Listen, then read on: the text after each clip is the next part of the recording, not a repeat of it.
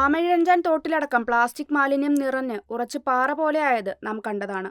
ഈ മാലിന്യങ്ങളിൽ വലിയൊരു വിഭാഗം പ്ലാസ്റ്റിക് കുപ്പികളാണ്. അതിലേറെയും മദ്യക്കുപ്പികളും. പ്ലാസ്റ്റിക് കുപ്പികൾ മദ്യപിച്ച ശേഷം വലിച്ചെറിയുകയും ബിയർ കുപ്പികൾ ഉൾപ്പെടെ റോഡരികിലും തോടുകളിലും പൊട്ടിച്ചിടുന്നതും പതിവാണ്. ബാറുകളിൽ നിന്നുള്ള കുപ്പികൾ അവർ നീക്കം ചെയ്യുമ്പോൾ ബീവറേജസ് കോർപ്പറേഷന്റെ ചില്ലറ വിൽപ്പനശാലകൾ വിൽക്കുന്ന കുപ്പികളാണ് തലവേദന സൃഷ്ടിക്കുന്നത്. പ്രതിവർഷം 56 കോടി കുപ്പികളാണ് ബെവ്കോയുടെ ചില്ലറ വിൽപ്പനശാലകൾ വഴി വിൽക്കുന്നതെന്നാണ് കണക്ക്.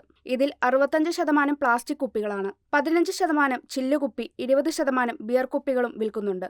എന്നാൽ ഇവയിൽ നല്ലൊരു ശതമാനവും മദ്യപിച്ച ശേഷം റോഡിലേക്കോ തോടുകളിലേക്കോ വലിച്ചെറിയുന്നതാണ് നാം കണ്ടുവരുന്നത്. മുൻപും പ്ലാസ്റ്റിക് മാലിന്യ പ്രശ്നം പരിഹരിക്കാൻ മദ്യക്കമ്പനികൾ ചില്ലുകുപ്പികളിൽ മദ്യം നൽകണമെന്ന നിലപാട് ബീവറേജസ് കോർപ്പറേഷൻ സ്വീകരിച്ചിരുന്നു. എന്നാൽ മദ്യക്കമ്പനികൾ ആവശ്യം അംഗീകരിക്കാൻ തയ്യാറാവാതെ വന്നതോടെ ബീവറേജസ് കോർപ്പറേഷൻ ഈ നീക്കത്തിൽ നിന്ന് പിൻവലിഞ്ഞിരുന്നു. മദ്യം വിൽക്കുന്ന പ്ലാസ്റ്റിക് കുപ്പികൾ ശേഖരിച്ച് പുനരുപയോഗത്തിന് നൽകാനുള്ള പദ്ധതിയും ഉപേക്ഷിച്ചു. അതേസമയം അയൽസംസ്ഥാനമായ തമിഴ്നാടാകട്ടെ മദ്യക്കുപ്പിയിൽ 250 കോടിയുടെ വരുമാനം ലക്ഷ്യമിട്ടുള്ള പ്രവർത്തനമാണ് നടത്തുന്നത്. സംസ്ഥാന സർക്കാരിന് കീഴിലുള്ള വിദേശ മദ്യ വിൽപ്പനശാലയായ ടാസ്മാക്കുകളാണ് ഒഴിഞ്ഞ കുപ്പികൾ തിരികെ സ്വീകരിക്കുന്നത്. ഈ വർഷം സെപ്റ്റംബർ മുതൽ സംസ്ഥാന വ്യാപകമായി നടപ്പിലാക്കാനാണ് തമിഴ്നാട് സർക്കാരിന്റെ തീരുമാനം. തിരിച്ചെടുക്കുന്ന കുപ്പികൾ ഒന്നിന് 10 രൂപ വീതമാണ് നൽകുക. പ്രതിദിനം 70 ലക്ഷം കുപ്പി മദ്യമാണ് തമിഴ്നാട് സംസ്ഥാനത്ത് വിൽക്കുന്നത്. ഇത്തരത്തിൽ കുപ്പികൾ തിരിച്ചെടുക്കുന്നതിലൂടെ 250 കോടി രൂപയുടെ ലാഭമാണ് സർക്കാർ ലക്ഷ്യം വെക്കുന്നത്. കുപ്പികൾ വലിച്ചെറിയുന്നത് മൂലമുണ്ടാകുന്ന മലിനീകരണവും മറ്റ് പ്രശ്നങ്ങളും ഒഴിവാക്കുന്നതുകൂടി ലക്ഷ്യമിട്ടുകൊണ്ടാണ് ഈ തീരുമാനം. മദ്യം വിൽക്കുന്ന സമയത്ത് കുപ്പിക്ക് 10 രൂപ വീതം അധികമായി ഈടാക്കും.